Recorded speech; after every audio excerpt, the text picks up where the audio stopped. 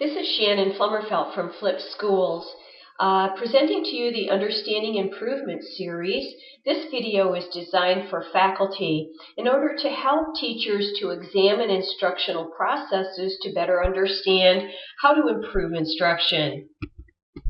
So let's begin with the first slide. First of all, what are processes? Well, processes are defined as a series or a sequence of related steps or procedures which use resources such as time, financial resources, instructional materials, instructional support, in order to convert an input to an output. So the way that processes work are that they are designed based on inputs. There's a process that then occurs, and then an output happens. And in that sequence that comes together, there are resources that are used. And resources are used because we're trying to obtain goals. In the case of classroom instruction, we're trying to obtain certain instructional goals or school goals. So in the example today, I'm going to show you how to examine summative student assessment and formative student assessment from a process point of view in order to be able to understand how to drive school improvement. So let's begin. First, we'll start with the summative student assessment. In this particular visual diagram, you'll notice that there is a green box for inputs, a blue box for process, and a rose-colored box for output. And this sequence of events is occurring over, for instance, a marking period or any given amount of time. When we're examining student assessment from the summative point of view as a process, this is the way that it looks. We begin with the green box and consider the inputs. Now, in this case, in a traditional classroom, a student would attend a class, a teacher would deliver content. In a flipped classroom, these steps would be reversed, where the content would be delivered by the teacher via screencast technology before class. The student would then attend class. Then we continue on with the inputs. The student will complete class activities and then complete homework at some point once the class period's over. Now, that's all done so that a process can occur where a student will take a test. Since we're examining summative student assessment is concerned with a student's understanding or mastery of material at a point in time. So we can consider any test, even if it's a smaller test in summative student assessment, as a final test. That leads to the output that the teacher obtains, which is that now the teacher is able to assess the student's current state of understanding and mastery of the material. That's the point of summative student assessment. Now, if we compare this process to formative student assessment, you can see visually here that these slides look very different. In formative student assessment, we are concerned about iterations of inputs, process, and output, where then that output becomes a feedback loop into another iteration of input, process, and output. Again, this occurs over a marking period.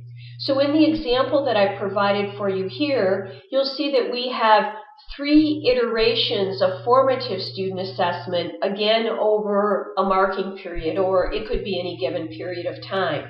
So let's see what happens in formative student assessment as a process.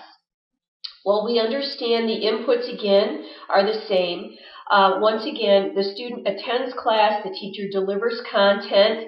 If it's a traditional classroom, it happens in that order. In the flipped classroom, we go for a different order, where the teacher delivers content before class via screencast technology, and the student attends the class. Again, there are class activities and homework that's completed.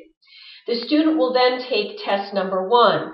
Keep in mind that this is not a final test, but we're looking for iterations here along the way. In formative student assessment, we're looking for developmental processes. So the output is the same. The teacher now has an assessment, a first assessment of the student's current state. But what's different about formative assessment is that that output is then used to feed into the next process loop, which begins with an input. Again, we have the delivery of content, the student attending class in one order or the other, depending upon traditional or flipped. But now the teacher has some data, some information, some feedback that helps the teacher to understand, does this student need some intervention, some enrichment, some standardized type of instructional delivery? Those decisions are made as inputs into the process. Again, there are activities and homework that happen. In this case, however, these activities and homework, given the data that the teacher has, it's possible to personalize, individualize those for the student. Now we move on and there's a second test that's taken. And now the teacher is able to not just assess the student's current state, but now you've got some comparisons that can be done from the first test to the second test. So now the teacher is assessing the student's progress and is able to understand, is there something developmentally happening here, or are there some developmental gaps that need to be considered? Again, that output then becomes feedback for the next input, and that begins again with either the flipped model or the traditional model of content delivery. There's a chance again for intervention, enrichment if it's needed.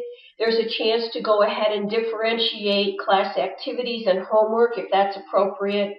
The student then takes the third test, and again, the teacher's able to assess the student's progress. So as you can see, there are fundamental differences between the process of summative versus formative student assessment. And when you understand these differences by examining these two approaches to student assessment as a process, it's much easier to understand the strengths and weaknesses of either approach, where they're appropriate to use, where improvement might be made in order to make assessment a more powerful learning experience.